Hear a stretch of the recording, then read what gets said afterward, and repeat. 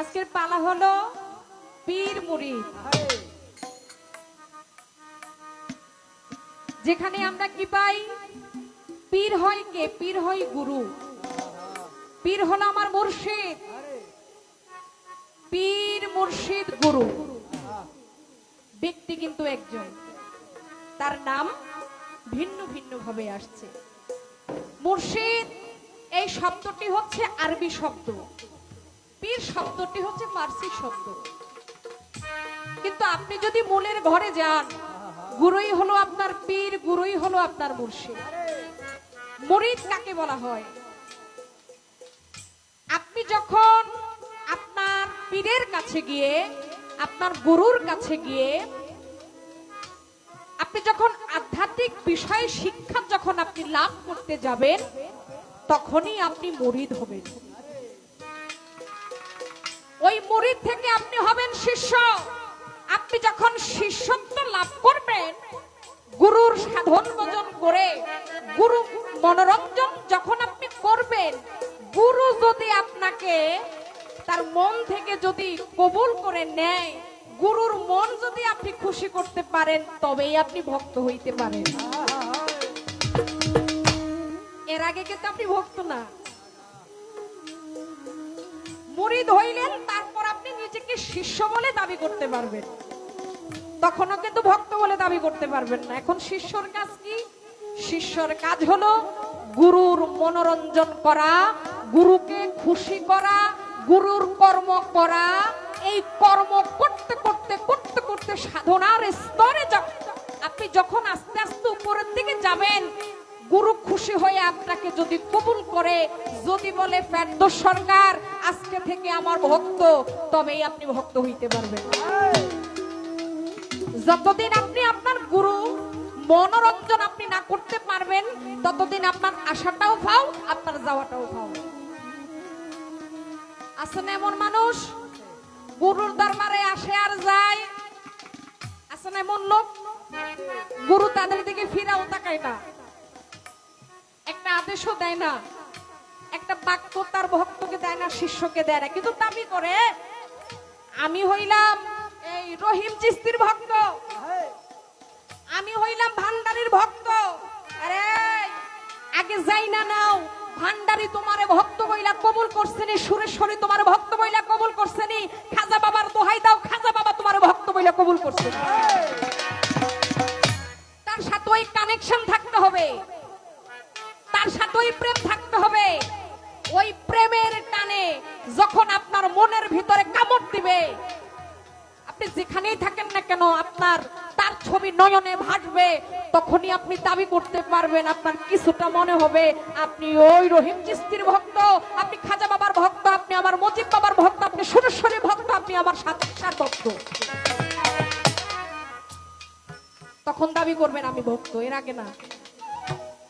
এখন মুরিদ বিষয়টাও বুঝলাম। যেদিন থেকে আপনি আমার রহিম চিস্তির হাতে হাত দিয়ে আপনি নিজেকে পরিশুদ্ধ করার জন্য গিয়েছেন, সেদিন আপনি মুরিদ হইছেন। এবার মুরিদ হওয়ার পর যেই কর্মগুলো আপনাকে সাবজেক্ট আপনার গুরু আধ্যাত্মিকতায় আপনাকে বুঝিয়ে দিবে, সেদিন থেকে আপনি ওই স্কুলের ছাত্র ছাত্রী হইলেন, ওই স্কুলে আপনি শিষ্যত্ব লাভ করলেন। ওই কর্ম করতে করতে করতে করতে তার মন পর্যন্ত যদি যান, তবে আপনি ভক্ত হইতে পারবেন। এই নেন, এই প্রথম সিরিয়ালটা বুঝিয়ে দিলাম। তাই আমাকে দোয়া করবেন। আমি আসলে কোনো গুরু নই বা আমি কোনো পীর নই, আমি তাদের পক্ষ নিয়ে আজকে কথা বলবো। আমি আমার রহিম চিস্তি হক দরবার শরীফের খাস আল্লাহর জাতের সাথে যারা লয় হয়ে গেছে, হক্কানি ওলিয়া উলিয়া যারা, হক্কানি পীর মুর্শিদ যারা, আমি তাদের পক্ষ নিয়ে কথা বলবো। আমি কোনো পীর নই, আমি কোনো গুরু নই। তারা যদি আমাকে দয়া করে কবুল করে, আমি সেই কথাগুলো বলতে পারবো। তাই আমি আমার মুর্শিদকে আমার সামনে রেখে, আমার ধ্যানে রেখে, আমার রহিম চিস্তি হক দরবার শরীফ আমার সুরেশ্বরীকে, আমার শাহালিকে, আমার খাজা বাবাকে আমার সামনে রেখে আমি একটা ভক্তি দিয়ে আমি আমার পালাটা শুরু করতে চাই। কারণ তাদের যদি সুদৃষ্টি যদি আমার উপরে না থাকে, আমি পুতুল দামান কখনোই এই পীর মুর্শিদের পক্ষের কথা আমি বলতে পারবো না। উনি আমারে গুরু বইলা স্বীকার করছে। তবে ফেরদৌস সরকার, আপনি যে কোন মুরিদ, আপনি যে বিশাল বড় পাকনা মুরিদ, এটা কেউ বুঝুক আর না বুঝুক আমি ঠিকই বুঝছি। এটা কেউ টের পাক আর না পাক, এটা আমি টের পাইছি। আপনি প্রথমে আমার কি সুন্দর একটা ভক্তি দিলেন, আবার ভক্তি দিয়া দেখেন গান তো একটা লইছে, এমন মার্কা মারা গান। এই মার্কার আগে ছোট্ট আরেকটা মার্কা খাড়া করাইছে, বুদ্ধি খান। আপনার নাম হইল বুদ্ধি খান। ফেরদৌস খানের নামের লগে আজকের নাম দিছি বুদ্ধি খান, কারণ এর বুদ্ধি খুব ভালো। হ্যাঁ, একেবারে সম্মান, খুব ভালোবাসা, আদর আপ্যায়ন কইরা কারে কেমনে কতটুক তেল মজাইতে হয় এইটা হ্যাঁ খুব ভালো বুঝছে। প্রশ্ন তো আছেই, প্রশ্নের আগে আবার আমারে ওই মালা নিয়ে প্রশ্ন করছে। আচ্ছা, এটা না কইলো তো ওই তো। আচ্ছা গেল, এখন আসেন গানের প্রশ্ন। গানের ভিতরে হইল 3টা অন্তরা, মুখ নিয়ে হইল 4টা। এই হইল এই জায়গায় আছে প্রশ্ন, না হইল 20-25টা যদি খন্ড খন্ড হিসাব করি, আর যদি মূলে হিসাব করি প্রশ্ন হলো 4টা। এরপরে আসেন, আমার স্ত্রী আছে, আমার পুত্র আছে, আমার মা আছে, আমি আল্লাহর সৃষ্টি, আমি আল্লাহর ইবাদত বন্দেগী করব, তাদের মন জোগাবো, এত কিছু কইরা আমি আপনার সাধন ভজন কোন সময় করব? আপনি এইটাও তো না করতে পারতেন। মানে হ্যাঁ, এই বুদ্ধিটা কেমন খাটাইছে, ওই সারা রাত যেই পালা হইব বা হইতো, ওই পালার একটা গানের ভিতরে 10টা পালা হ্যাঁ শেষ করছে। চিন্তা করতেছে কমিটি এমন আছে পুতুল দামানের কথা শুনে বিরক্ত হইয়া যাইবে, এরপরে দেখা যায় আর পালা দিবই না, পালা এনে শেষ। তো যা কিছু আমার জানার দরকার আছে, আমি এক গানের ভিতরে বুদ্ধি খান আজকে সবকিছু মাইরা দিই। এ হইল হের কৌশল। আমার একটু শুধু আপনারা সময় দিয়ে আমি একটা গান ধরি, তারপর আমার ভাইয়ের যেই যে কথাগুলো আছে সেই কথা সমাধান করি। ধন্যবাদ।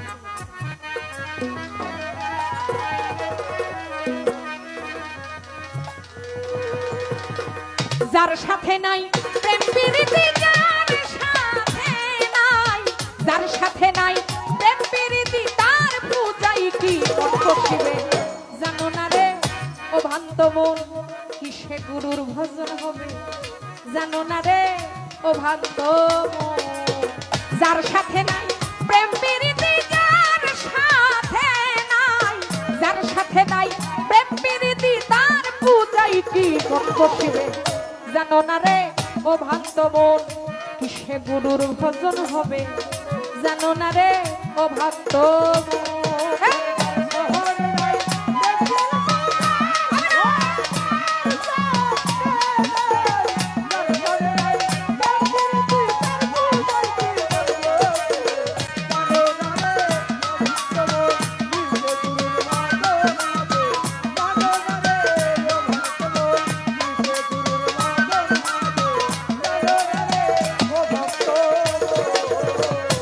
যাহার বদন দেখা মাত্র এই মনে জাগবে আনন্দ,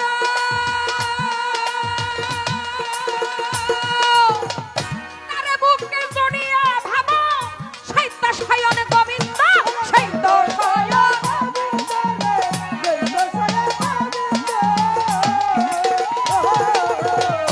যাহার বদন দেখা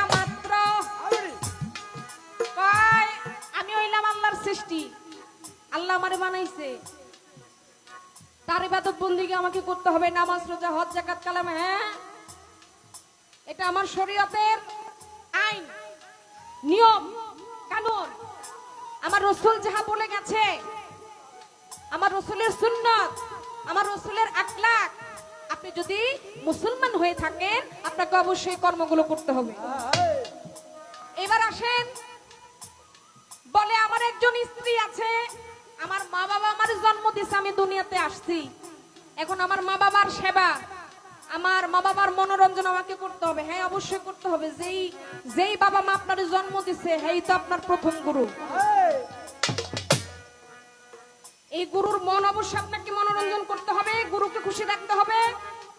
আপনার প্রথম জীবনকালের আপনার প্রথম শিক্ষক, আপনার প্রথম গুরু কে? আপনার বাবা এবং মা। এরা হলো আপনার প্রথম গুরু, শিক্ষক। কারণ আপনার জীবনে আপনি যখন কথা বলতে পারেন না, আপনাকে কথা শিখাইছে কে? আপনার মা এবং বাবা। আপনি বাবাটা কেমনিতে শিখতে পারেন নাই, মাটা কেমনিতে শিখেন নাই। মাই যখন কোলে নিয়া ফেরদৌস সরকারকে বলছে, এই যে তোমার বাবা, এই নাও বাবা, বাবা এই যে বাবা শিখছেন। বাবা যখন বলছে এই তোমার মা, আপনি মা চিনছেন, আপনি মা কইয়া ডাক দিছেন। এই যে প্রথম বলি যে শিখছেন, প্রথম জীবনে যে কথা বলা শিখছেন, এটা হলো কোন গুরু থেকে? আপনার মা বাবা, এই গুরু থেকে। এই মা বাবার চরণে আপনার হইল বেহেশত। অবশ্যই মা বাবাকে খুশি করতে হবে। এবার আসেন, একজন সহধর্মিনী, আপনি শরীয়ত অনুযায়ী আপনি ফরজ কাজ আপনি আদায় করছেন, আপনি বিবাহ করেছেন, একজন নারীর দায়িত্ব আপনি নিয়েছেন, অবশ্যই তার ভরণ পোষণ আপনাকে নিতে হবে। এবার আপনি জন্ম দিয়েছেন, আপনার সন্তানাদি, তাদেরও দায়িত্ব আছে। খুব সুন্দর একটি কথা বলেছেন যে আমি এত মানুষের মন জুগাইয়া আমি কখন আপনার সেবা করব, কখন আমি আপনার সাধন করব, এটার সময়টা কখন, কিভাবে? দেখেন, দিনে রাত্রে মিলিয়ে 24 ঘন্টা। কয় ঘন্টা? 24 ঘন্টা। রাত্র দিন ভাগাভাগি করা আছে, একত্রিত করলে ঘন্টা হয় 24। এই 24 ঘন্টার ভিতর আপনি যদি চান আপনার গুরুকে, আপনি 24 ঘন্টায় আপনি কি মনে রাখতে পারেন, এটা আপনার আপনার ইচ্ছা। আর যদি বলেন যে না, আমার পক্ষে তো সম্ভব না, আমি 24 ঘন্টা আমার গুরুর কর্ম আমি করতে পারি না, তাহলে আপনি 1 ঘন্টা বেছে নেন, তাও সম্ভব না। আধা ঘন্টা বেছে নেন, তাও সম্ভব না। এক নিরিখ আপনি সময় বেঁধে নেন।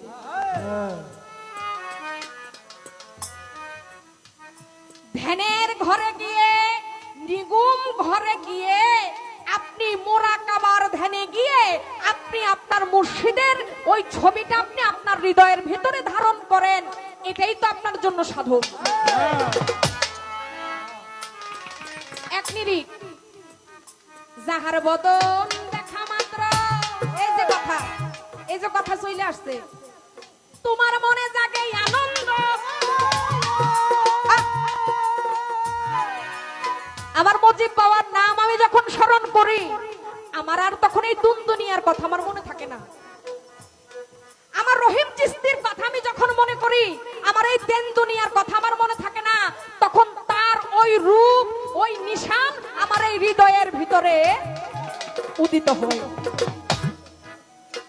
একটা সময় আপনি বাহির করেন।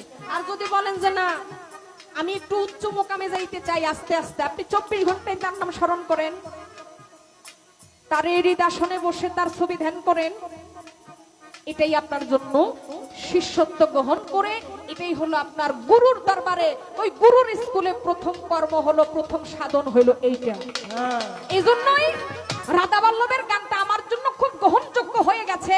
এই জন্য গানটা আমি আপনারা শুনাইতেছি। এই গানের পয়েন্টে কি কি বলেন, গুরুর সাধনটা কিভাবে করবেন, কিভাবে তার মন জয় করবেন, শুধু তার মন নয়, কিভাবে সবার মন জয় করে গুরুর মন জয় করা যায়, গুরুর সাধন করা যায়, এই গানে রাধা বল্লভ তার ফয়সালা শুরু করছে।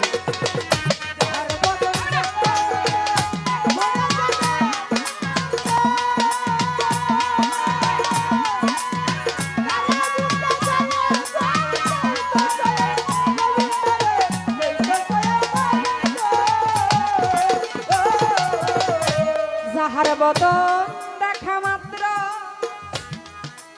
তোমার মনে জাগে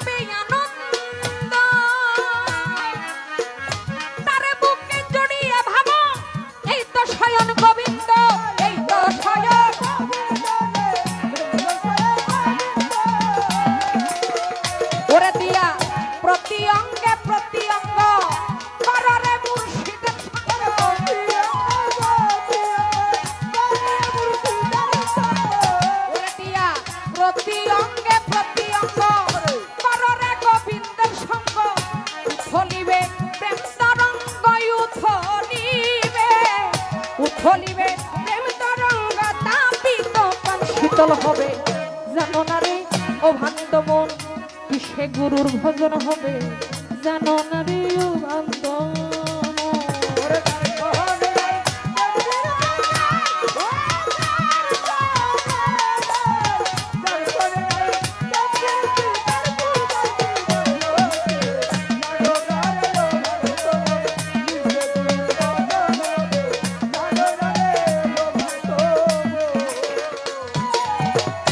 প্রেম সোহাগে কাছে টেনে তোমার প্রিয় কিংবা প্রিয়জন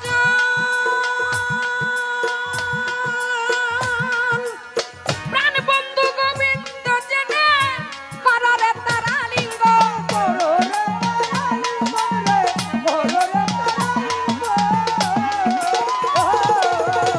প্রেম সোহাগে কাছে টেনে প্রিয় কিংবা প্রিয়জন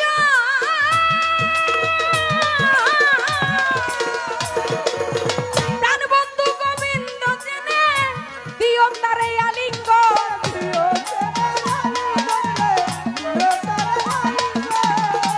ওরে মুখে যাহা মিঠা লাগে সপে দিও তাহার ভোগে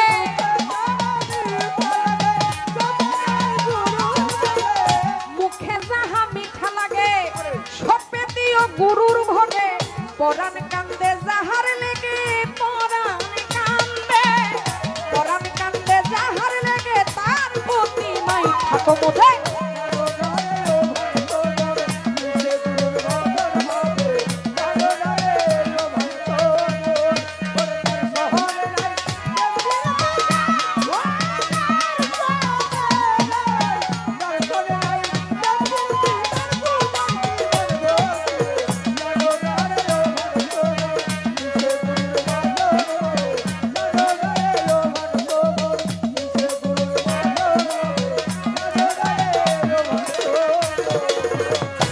মনে রে সবার চাইতে মধুর পিরি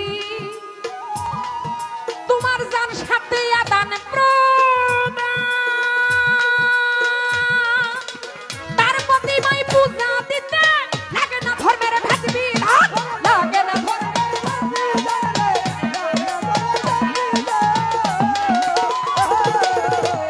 সবার চাইতে মধুর পিরি খাদ্য সরকার তোমার যার সাথে আদান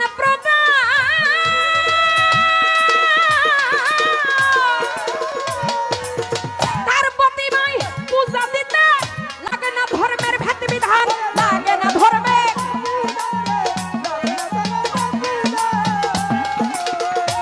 ওরে পঞ্চরসে কান্ত করা প্রেম রসে হারিতে ভরা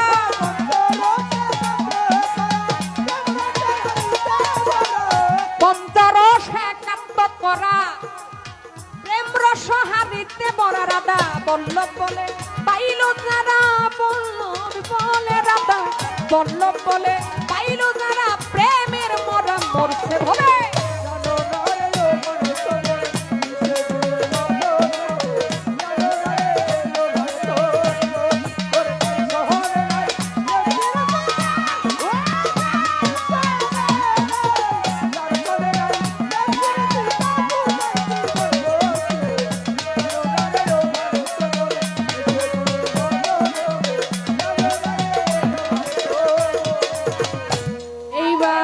যাহার বদন দেখা মাত্র মনে জাগবে আনন্দ তারা বুকে জড়িয়ে ভাবো সেই তো স্বয়ং গোবিন্দ সেই তো স্বয়ং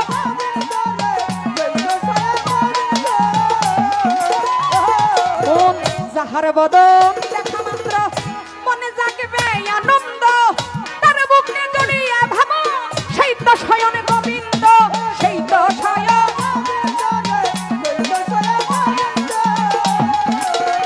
ওরে দিয়া প্রতি অঙ্গে প্রতি অঙ্গ করারে আমার গোবিন্দের সঙ্গ ওরে দিয়া প্রতি অঙ্গে প্রতি অঙ্গ করিও গোবিন্দের সঙ্গ উথলিবে প্রেম তরঙ্গ উথলিবে উত্থলিবে প্রেম তরঙ্গ তাপিত প্রাণ শীতল হবে।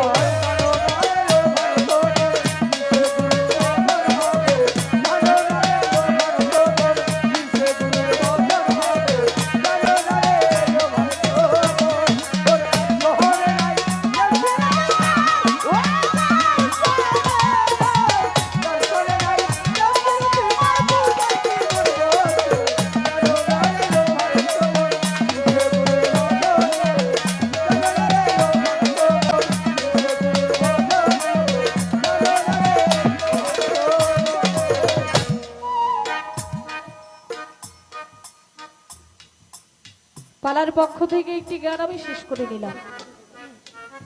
এবার একটু ছোট আলোচনায় আসলাম। কি আলোচনা? গুরু ধরে তোমার পায় আদি অন্ত ভেদের কথা ভাইঙা কয় আমায়।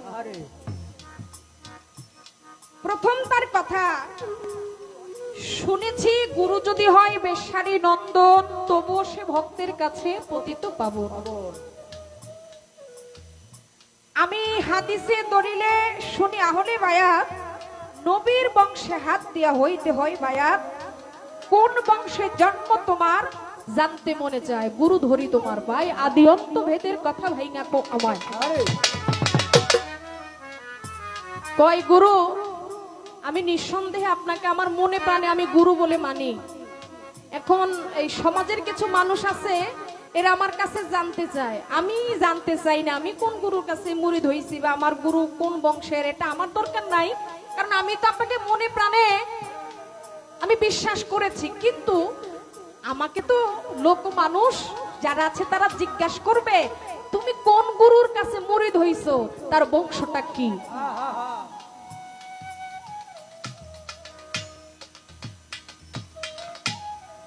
আমি প্রথমেই বলতে চাই, আমাদের এই প্রশ্নটা শুধু একজন দুইজনের মনে না, অনেকের মনেই থাকে যে ওই নবীর যেই বংশ, ওই বংশধরের কাছে আসলে এরা কি মুরিদ হইতে পারে? আর এরা তো সলিমউদ্দিন কলিমউদ্দিনের কাছে মুরিদ হয়, আর এরা দাবি করে এরা হইল কি নবীর বংশধর।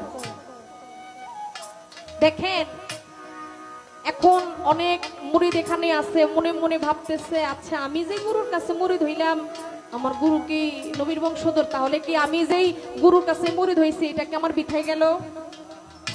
অনেক মানুষ আছে যে তার মুর্শিদ তার পীর সে কি আসলেই নবীর বংশধর কিনা সে জানে না। এটা লজ্জার কারণে সে তার গুরুকে জিজ্ঞাসা করতে পারে না, আরে আমি আমার এই রহিম চিশতিকে জিজ্ঞাসা করব উনি কি নবীর বংশধর, এটা যদি বেয়াদবি হয় মনে মনে তার প্রশ্ন জাগে, কিন্তু সে জানতে পারে না। এখন তার করণীয় কি? দেখেন, আপনি একটু মিলিয়ে নেবেন যে গুরুরা কিভাবে নবীর বংশধর হয়, আল্লাহর ওলিরা কিভাবে নবীর বংশধর হয়। আপনি একটু যদি মিলিয়ে নেন তাহলে আপনাকে আমার বেশি বুঝাইতে হবে না। আচ্ছা বাবা, আমি আসার সময়, আপনারাও আসার সময় অনেকেই অনেক খাল দেখছেন না? খাল ছিলেন না? খাল, ছোট ছোট খাল, ওই খালের ভিতরে পানি থাকে। আচ্ছা, ওটা কিসের পানি? খালে যখন থাকে এটা খালের পানি। আচ্ছা, ওই খালের পানি আপনি একটা বোতল নিয়া, বোতলের ভিতরে যদি ওই খালের পানি যদি নেন, ওই বোতলটা যদি ওই পানি দিয়ে পুরান ভরেন, তাইলে ওইটা কিসের পানি হইব? বোতলের পানি। তুমি এই কথা সব সময় জানো, এলাকে সবার আগে জবাব দাও।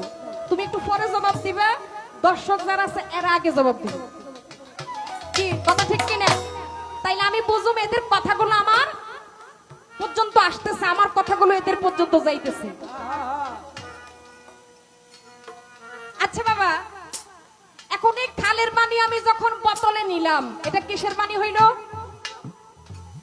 এই বোতলটা দেন, বোতলটা দেন। এই যে বোতল, এটা খালি ছিল, আমি খালে গেলাম, ওই খাল থেকে পানি নিলাম, এটা ভরলো, এখন এই পানিটারে আপনারা কিসের পানি কইবেন? বোতলের পানি কইবেন। আচ্ছা, এখন এই বোতলের পানি আমি যদি এবার নদীতে ছাইরা দেই, তখন কিসের পানি কইবেন? হ্যাঁ, নদীর পানি। এখন এই নদী থেকে পানি নিয়ে যদি আমি সাগরে মিশিয়ে দেই, তখন এটা কিসের পানি? এটা সাগরের পানি। যখন প্রত্যেকটা মানুষ আহলে বায়াতের অংশধর হয়, যেই হক্কানি অলির কাছে গিয়ে হাতে হাত রেখে বায়াত গ্রহণ করবে, ওই হাত ওই পর্যন্ত সীমাবদ্ধ নয়, ওই হাতটা আমার হযরত আলী অর্থাৎ পাকে পাঞ্জাতন পর্যন্ত সেটা সীমাবদ্ধ হয়ে যায়। হযরত আলী থেকে আমার নবীর হাতে হয়ে যায়, আর নবীর হাত থেকে সেটা আমার স্বয়ং আল্লাহর হাতে।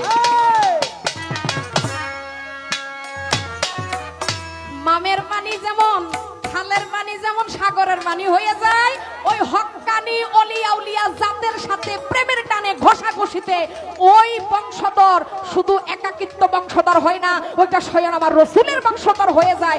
এবার বুঝে নেন, আপনি যে বিভিন্ন দরবারে গিয়া অলিয়া উলিয়ার হাতে হাত রেখে বায়াত গ্রহণ করতেছেন, এটা কি নবীর বংশধরের হাত হয় কিনা?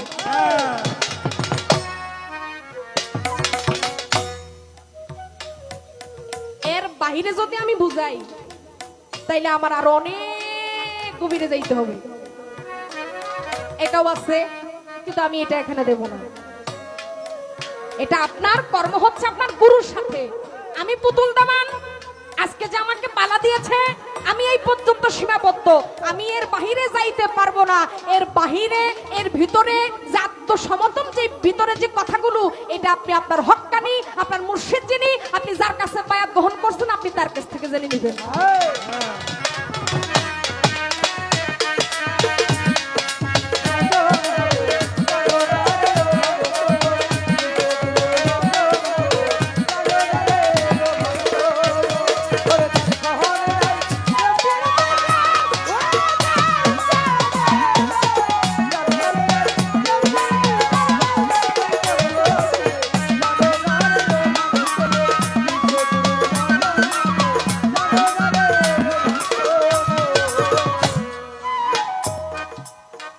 নিরাকারে সেজদা হারাম, বর্জক দিতে হয়। কোন বর্জকে করব সেজদা করে দাও নির্ণয়।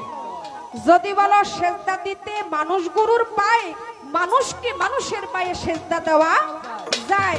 বলে কে কারে করিল সেজদা? মুহাম্মদের পায়ে। গুরু ধরে তোমার পায়ে, আদি অন্ত ভেদের কথা ভাইঙা কও আমায়। মানুষ কি মানুষের পায়ে সেজদা দিতে পারে? না, মানুষ মানুষের পায়ে সেজদা দিতে পারে না।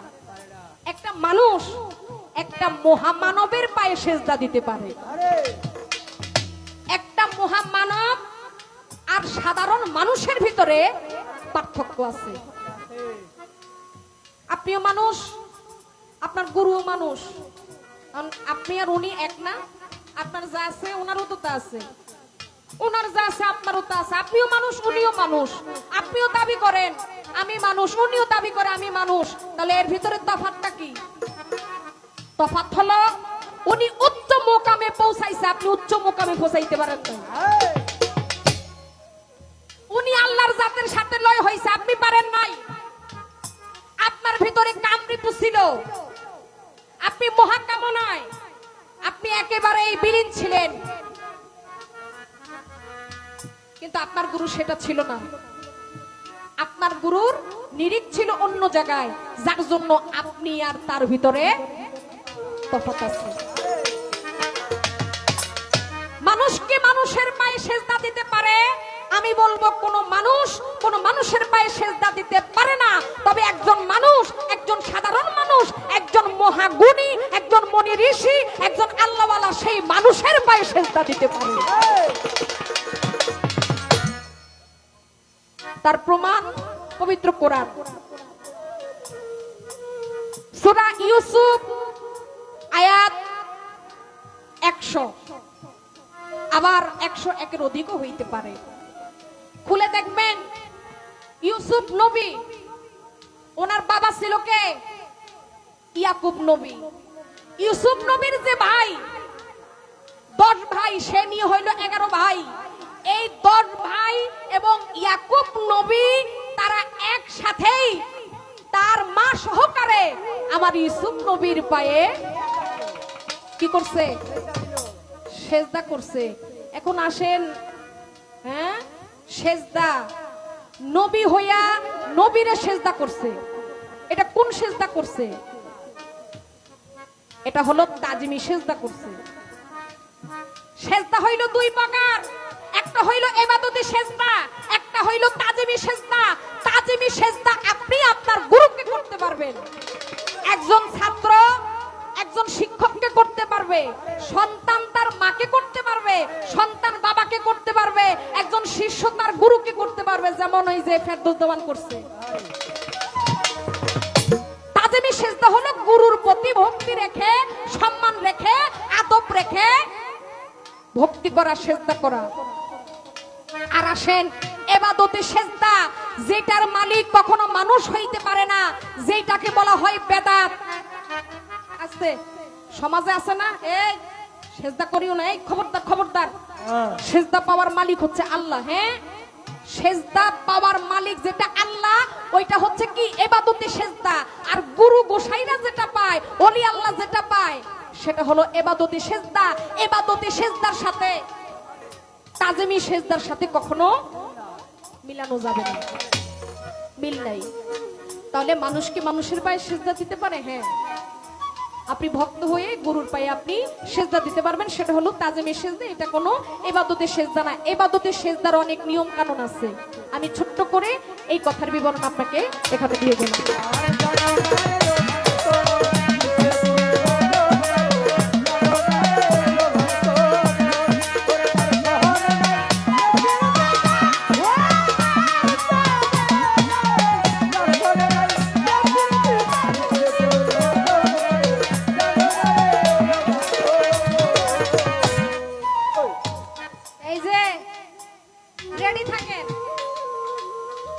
আমারে যতটুক ঘামাইছেন, আমারে যতটুক জ্বালাইতেছেন, আপনি একটু রেডি থাকেন। কি মাইরা ঠিক আছে নি? এই যে আমারে যে এতগুলো কথা জিগাইতেছে, হ্যালো কি আমার চুক্তি হইছে? আমারে গুরু গুরু কইয়া, আমারে পীর মাইনা গুরু মাইনা আমারে যে কতটি কথা জিগাইতেছে, এটা তের কেউ পাকার না পাকে, এটা কিন্তু আমি পাইতেছি। আর কিছু মানুষ তো আমার মনে মনে এমন বকা বকতেছে, পুতুল তো অনেকের জানলে ভালো হয়ে গেছে গা না, তাইলে বকতেছে না, ভালোবাসতেছে নাকি? ও আচ্ছা আচ্ছা, আমার রাসেল দেওয়ান ভাই আমাকে 200 টাকা দিয়ে দোয়া করেছেন, ভাইয়ের প্রতি সালাম। যারা মনে মনে বকতেছেন, আমার কিছু করার নাই, কারণ আমার পালাটাই হলো এইটা। তা আমি যা বলেছি আপনারা অনেকে অনেক কিছু বুঝে গেছেন, আর বেশি আমার বুঝাইতে হবে না আপনাদেরকে। তারপরও দেখা যায় কি, পালা পেলে পালার পূর্ণাঙ্গটা যদি একটা শিল্পী না দিতে পারে, সেখানে তার ব্যর্থতা, যদি সেটা সে জানে। আর যে শিল্পী জানে না, সে তো মনে করেন যে কথা না বলতে পারলেই, প্রশ্নের দিকে না যাইতে পারলেই তার ভালো। আছেন এমন শিল্পী বর্তমানে খুব ভাইরাল, একটু বুঝে গান গাওয়ার চেষ্টা করি। আমার মাঠ ভরা শ্রোতার দরকার নাই, আমার মাস ভরা গানের দরকার নাই। আতালি ফাতালি গান গাইয়া 10 তলা 5 তলা বাড়ি কইরা কোনো লাভ নাই। মানের গান গাইতে হবে, সাধকের গান গাইতে হবে, ওলি আল্লাহর সুদৃষ্টি নিতে হবে, তবেই একজন মানুষের মতো মানুষ হইতে পারবে।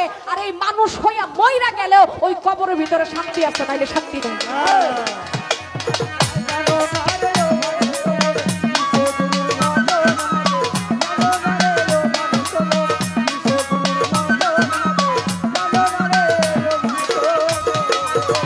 সবার চাইতে মধুর পীড়িত, যার সাথে আদান প্রদান,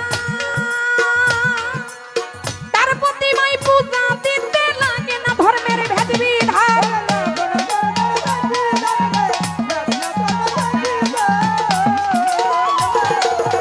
সবার চাইতে মধুর পীড়িত, যার সাথে আদান প্রদান, তার প্রতিমায় পূজা দিতে লাগে না ধর্মের ভেদ বিধান, লাগে না ধর্মের।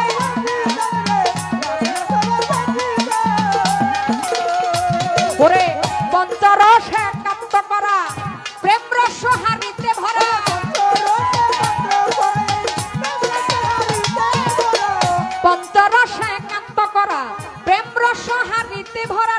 বল্লভ বলে পাইল যারা, বল্লভ বলে রাধা বল্লভ বলে পাইল যারা, প্রেমের মরা মরতে হবে।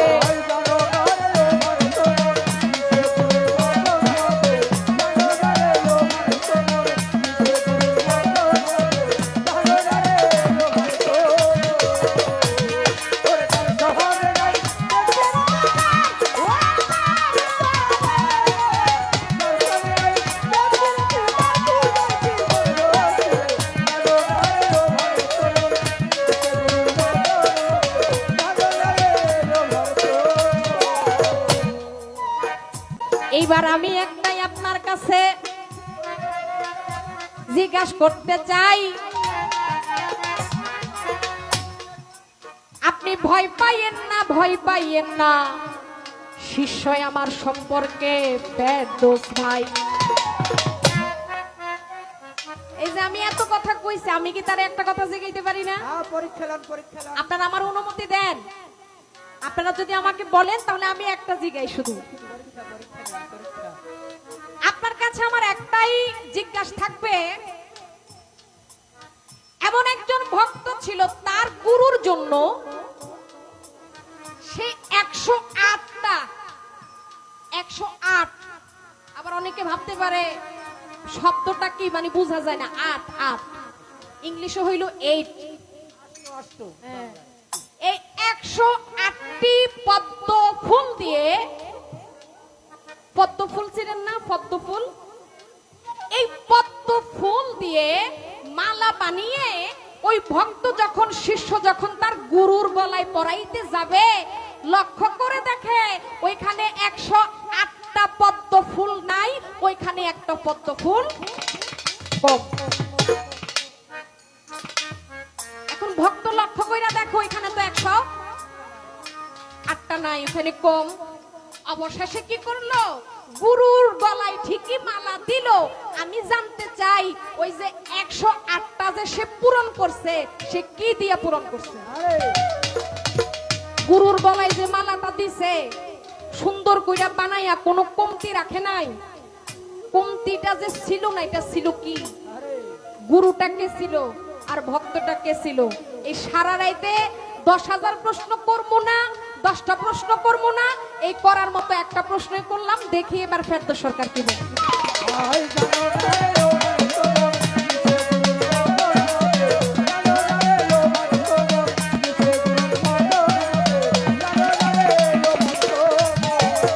যার সাথে নাই প্রেম প্রীতি, যার সাথে নাই, যার সাথে নাই প্রেম প্রীতি, তার পূজাই কি মন বসিবে জানো না রে ও ভক্ত মন, সে গুরু ভজন হবে জানো না রে ও ভক্ত মন, সে গুরু ভজন হবে।